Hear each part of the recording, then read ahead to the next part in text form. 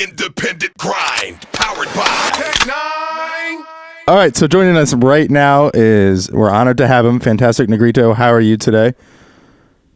Man, I'm feeling pretty good, better than some, not as good as others, but hey, I do like my chances, and it's good to be here. How are you, man? Not bad.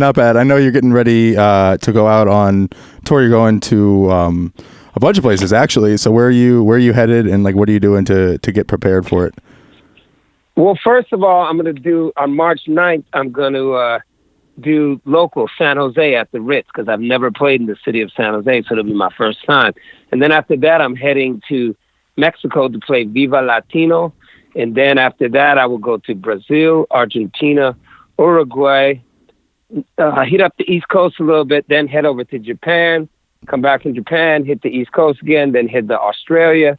And then it's on after that. It's all Europe, Western Europe, Istanbul, Greece, everywhere. So you're basically going around the whole world. Yeah, that's what I do every year these days. In the last 3 years, it's been like that. What's that do for you actually musically?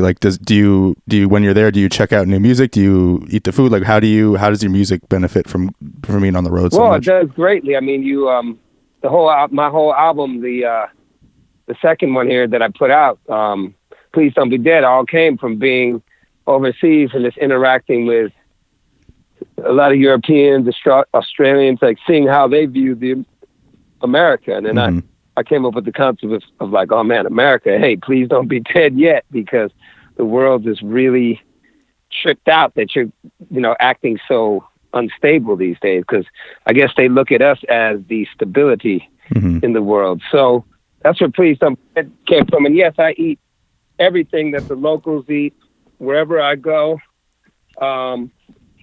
And I just enjoy it. And you can hear it in the music. Tracks like A Boy Named Andrew, where I step way outside of the realm of what I usually create in. And, I put this hypnotic chant over this bass line that I sampled. And yeah, it's just, you can hear it in the music. Yeah. And you mentioned the album, Please Don't Be Dead. Actually, congratulations on the Grammy for it, obviously. And I know this was your second Grammy, your second time around. I'm curious if... Yeah, second album, second Grammy. Not bad, hitting 2 for 2. I know, I was just curious for you, going to the Grammys second time, did it feel any different? And did you sort of feel like a veteran at this point? Or is there anyone you met that still starstruck you? What was the second time around felt like for you? Well, I would say I love Buddy Guy. He won for the best blues album, and that was amazing. I saw Charlie Wilson when I was there. There's two greats I could think of right offhand. Well, the beauty of the first time was that I went and I won without a record label. I did it independently. And I think myself and Chance the Rapper, if I'm not mistaken, we may be the only two people who have ever pulled that off. So that was outstanding. To do that I really felt like that was for the people. I was like, man, this win, this is for the people. This is for every, huge entity that always told you that you couldn't do something. And so I did love winning that first Grammy without a label. Was incredible. And now the second time around, I got a partner, and that's cool, but it's not, the major label stuff that everybody has to go up against. And I definitely went up against all the majors to win these 2 Grammys. And so it was great just beating all the odds. People often were faced with this entity that has this repressed fantasy about how we should look, how we should sound, what our age should be, et cetera, what color we should be, and then what genre we should be in. And so it was a great victory to go up against a machine like that and just smash it. And to see them acknowledge something that was going to be different and outside of the box. That was a great victory, because it's not for me then it's for everybody, all what we call the small people, you know what I mean? Yeah, I was going to ask you about that, because I know had a stint with Interscope. You've sort of been around for so many changes in the industry and everything, and now with this independent movement. How do you feel? Do you feel like it's trending in the right direction? And I know, because there's a lot of it's like the Wild West almost with Spotify and all these things, but it is give independent artists this freedom. So how do you feel for independent artists now, and what do you think moving forward it's going to be like? Do you think this opens the door? Like it's amazing. I I feel like it's incredible. It's amazing. All the big adjectives. I think that, my story, a guy who's a middle-aged guy and decides one day that he's going to go play at a train station and, within 4 years wins Tiny Desk and 2 Grammys. I think that's huge for the whole movement of independent artists. And it's why I'm trying to start up a label here in the Bay Area now, right here in Oakland. So I think that stuff is huge. And I think that as long as you're making great music, you're in the right direction. And I think that's the direction it needs to be in. And that's the direction that it should be in. And those things usually take care of themselves. So I don't really worry too much about that. I try to think about, okay, what am I doing? Because that's the big thing is what are we doing? Because I got control over this guy. I don't have control over all the other people. So right. What's that like? You said you're starting your own label. Like, where are you at with that? And what's that like going from artist to someone sort of behind the scenes in more of an executive stance? Well, since I do kind of, I produce and write and produce my own records and put up, money for the first one. So I kind of am very familiar. I'm not like an artist that goes and looks for a producer and is under someone else's authority or someone else's vision. So I'm quite familiar. It's quite familiar to me. And my writing, especially based on my history, is just kind of all, as they used to say, all over the place, which would drive record executives crazy. But when you're an independent artist, wow, you can do that. You can really do what you want to do and be 100% honorable and truthful about it. Mm-hmm. Yeah, you mentioned going up sort of against the machine as an independent artist, but I am curious, like in hip hop at least, there's this conflict between the Grammys and black artists and representation and diversity. I'm curious for you as an artist, how you feel about the Grammys and like sort of the good with the bad and what you think artists should be doing or can do to change it. Well, I think this, number one, I don't even keep my Grammys. I mean, I get them, I pack them away. I don't even look at them. You can't really be thinking about the Grammys at all. If you're looking for validation, then, that's problem number one. Mm-hmm. The Grammys was something that happened, and that's amazing. It's great, but by no means do I, walk around like, oh yeah, I got Grammys, and I don't keep them. I don't look at them. It's great. You get acknowledged, you move on. The thing is, as an artist, is that what contribution are you making?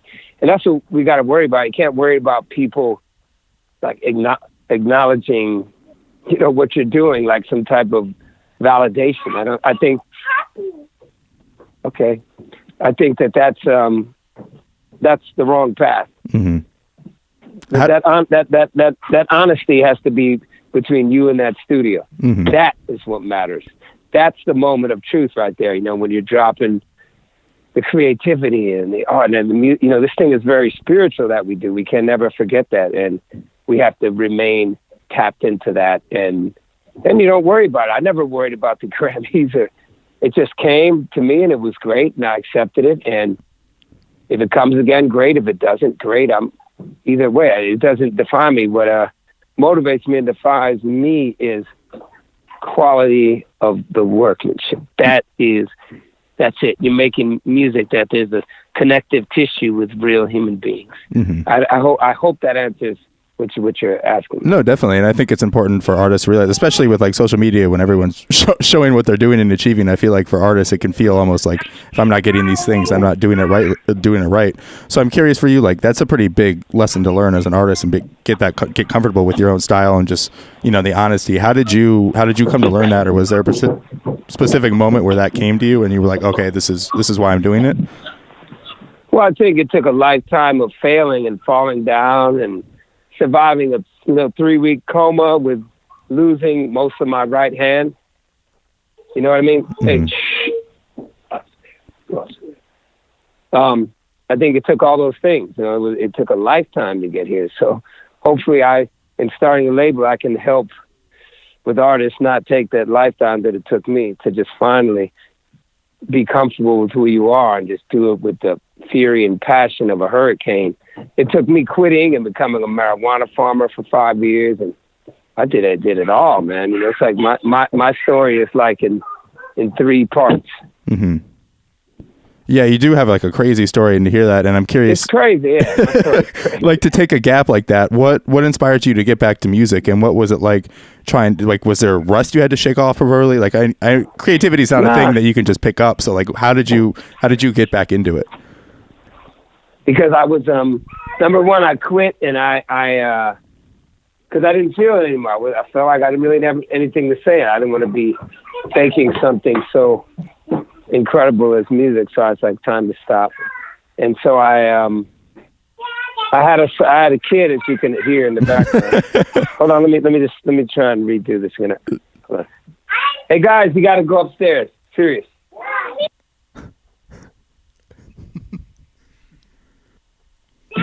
Apologize for that.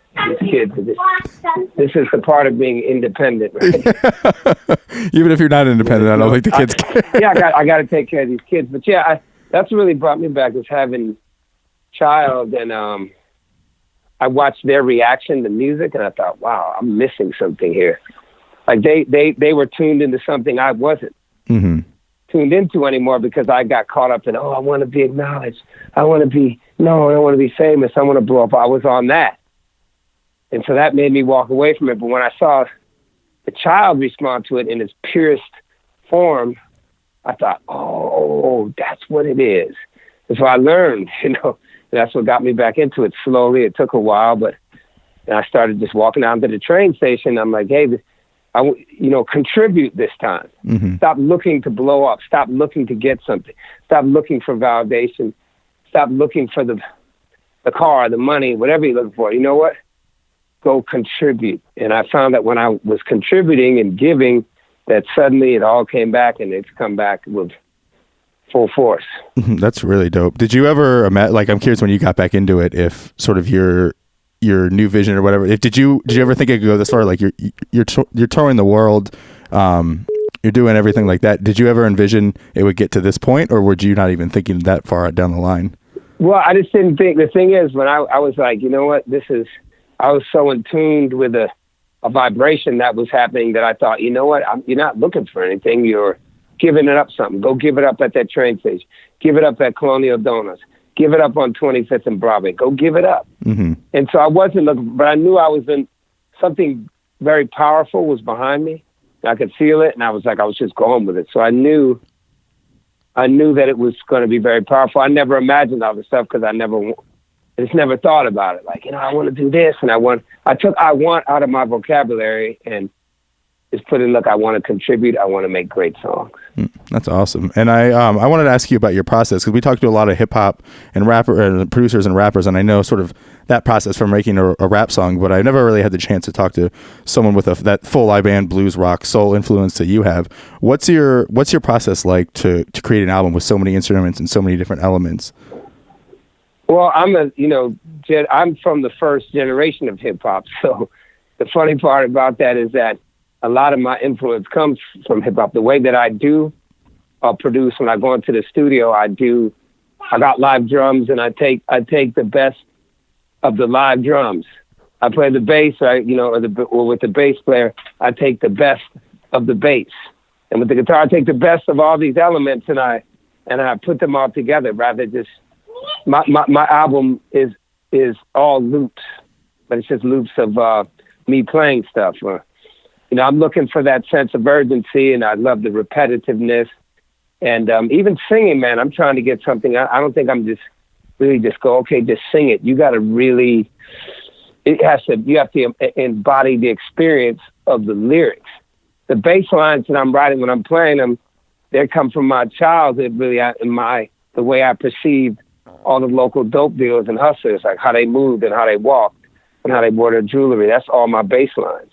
All that stuff, you know what I mean? So that's what my creative process is. But a lot of it is related to the hip hop process, because it's just how I grew up with MPCs and all that.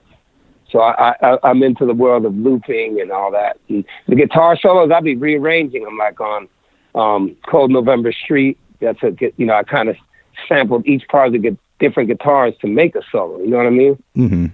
Like on Plastic Hamburgers, I'm using stomps, claps. I'm making kick drums out of the door. I mean, it's crazy. Does it? So it sounds like you kind of start with the sonics of it and the instrumentals, and then do you write to those, or do you have ideas for songs and try to make the the beat match the song versus like matching the song to the beat? Well, the thing is, I think in melodies, and I think in beats, I think in riffs, guitar riffs, and they come in all different forms. So I may start with a guitar riff. Mm-hmm. I may start with piano. I may start with a voice and piano melody. I may start with just beatboxing, a rhythm, like in A Boy Named Andrew on the album Please Don't Be Dead on my album. I came with that with just like this hypnotic beat, and I imagined a bass line the way a bass player wouldn't even really play it, but the way that I thought the bass would feel sonically to fill up space. And then it came from this chant, la da da. So it was a chant. So it comes in so many different mm-hmm. ways. It's very organic, and it happens. So mm-hmm. And it depends on the song. Each one I could break down. You know, when I wrote a song about Chris Cornell, guy I had toured with, and he passed away, it was just acoustic guitar and melody. Mm-hmm. Simple. Yeah, I was going to ask you about the sort of I love the acoustic section of like the few renditions of the songs on the end of the album. I'm curious about the decision to include those, and sort of are those, do you start with the full songs and then build back to the acoustics, or does it start as sort of like a sketch as an acoustic and then you build around that? Well, that particular one was a sketch on an acoustic, and I don't have a specific rule for they're all different. It could be, okay, I made a song, like say Plastic Hamburgers on the opener. Man, I made that beat years ago. Mm-hmm. I came up with that riff years ago. But then I didn't like what I had to it, so that was like kind of a beat. And I wrote kind of just lyrics and melody over a beat. See, that happened that way. Then, like I said, the song Dark Windows, that happened acoustic and a melody. None of them, sometimes you just imagine them. I wrote a Letter to Fear on a plane. I just imagined the chords, boom, boom, boom, you know, and I was inspired by those shootings that happened like in the Texas church. I just kept hearing about shooting. I'm like, man, like, what are we doing? Mm-hmm.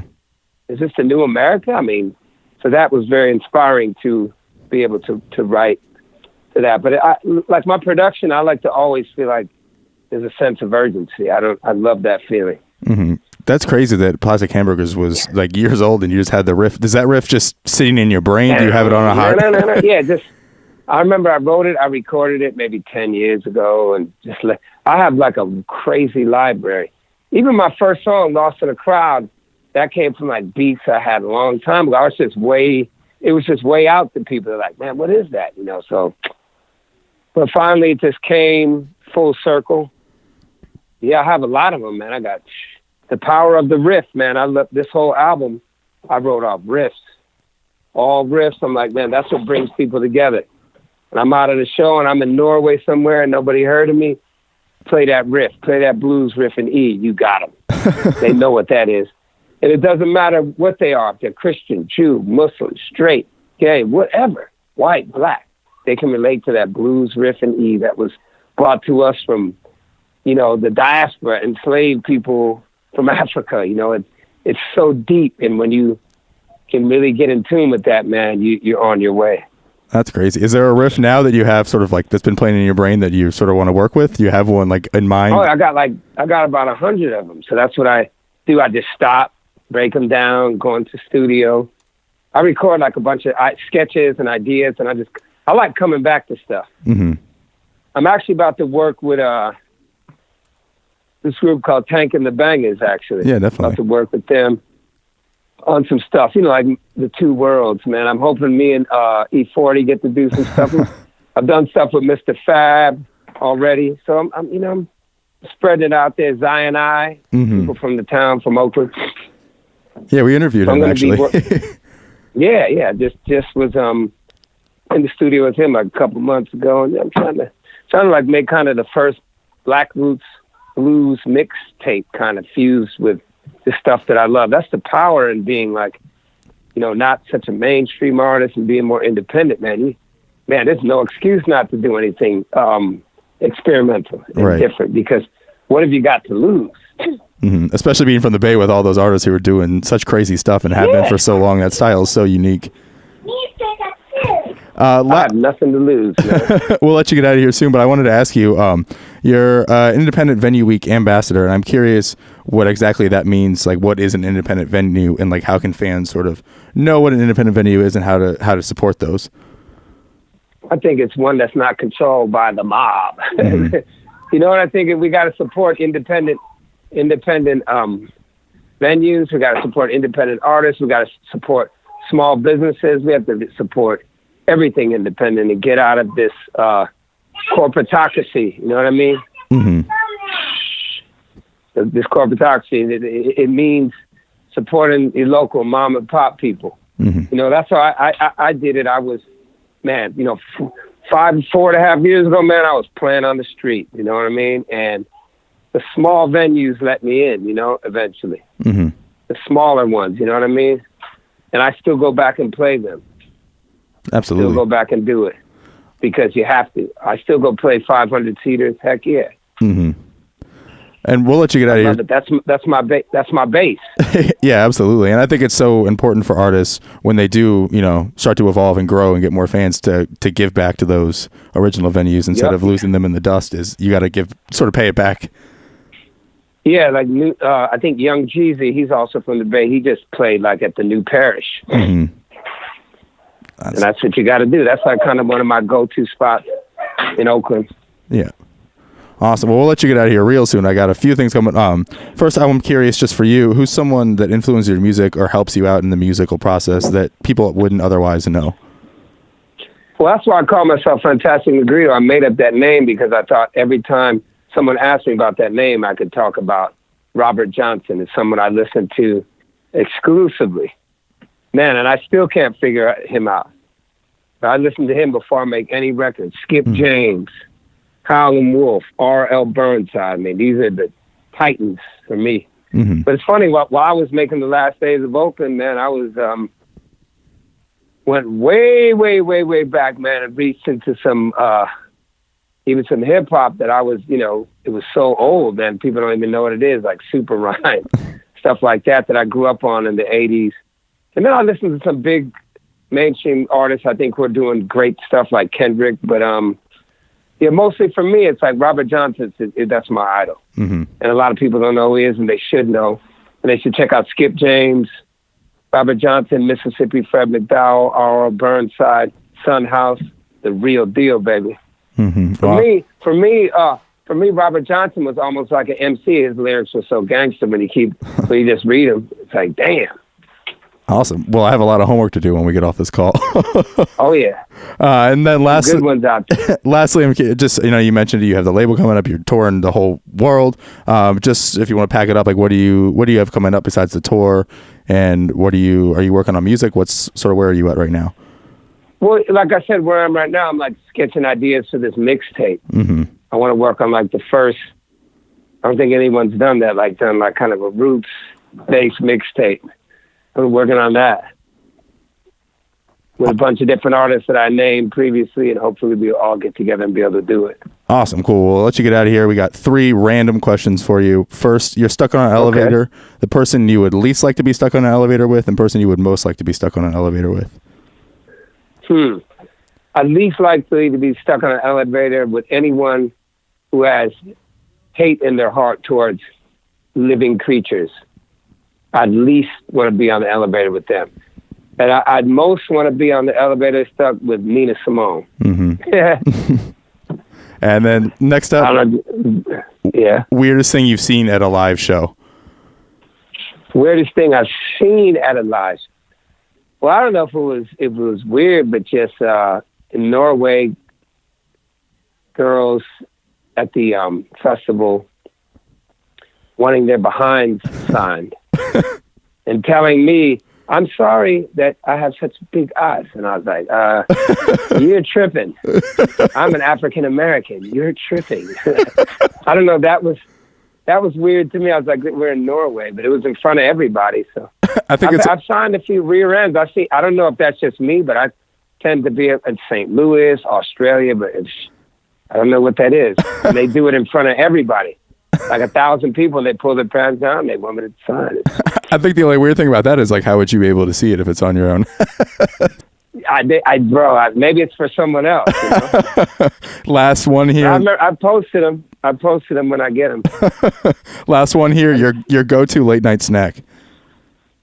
It's probably my go-to late night snack is stuff that I shouldn't be eating. So that's a whole list. It's usually kid snacks that have sugar in them, and I should not be eating that crap. All right, man. Well, thank you so much for your time. We appreciate it. And yeah, we're excited to see what happens with the mixtape. Good luck on tour. Hope you have a great experience. Hope you get a lot of new music out of it.